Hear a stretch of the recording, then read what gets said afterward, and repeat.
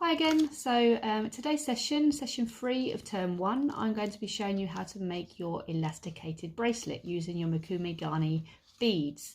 Today's session, all you're going to need is your elastic, your jewellery making elastic, your Mokume Gane beads that you've made previously, and just a pair of scissors to cut the elastic. That is literally it. So before I start, a top tip, don't cut the elastic before you've started beading your bracelet.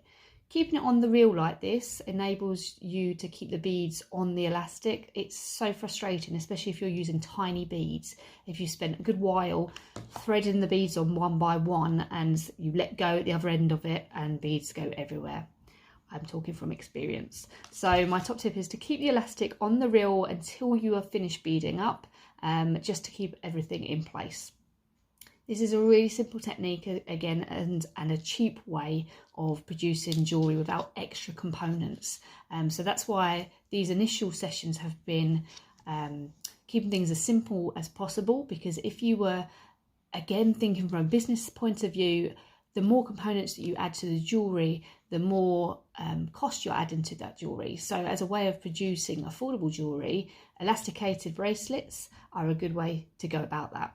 So here I have my little batch of blue tone Mokume Gane beads, and I'm just going to thread them straight on.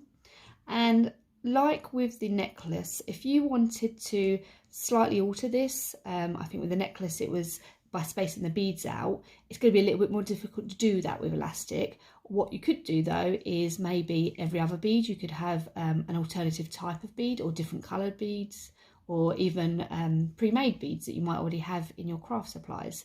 Then you are free to do that because you have creative freedom and artistic license. So I'm just throwing on my beads now, and then I will check against myself, because this is a bracelet for me, that it's going to fit my wrist, just by keeping it on the reel. That is the perfect size for me. I'm happy with that. So without dropping them. This next bit is the most challenging part, but it is just a knot. It's just a double knot, but there's a little technique to it. So again, I'm still keeping it on the reel. I can cut it off after. I'm going to tie my elastic into a knot and then into a double knot. Now, the mistake here that you could make is just to pull either end of the elastic until it's tight. But because it's stretchy, it's just going to keep going. And what it will do is make your bracelet smaller and tighter.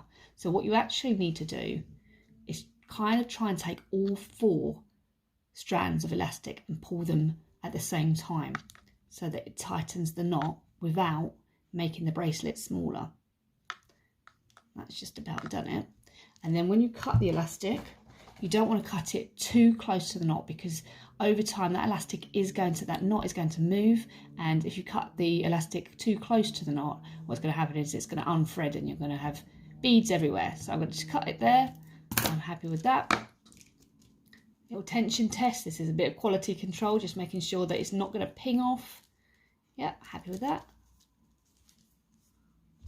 And that's it done. Nice, really simple, quick way of making an elasticated beaded bracelet. Can't wait to see yours.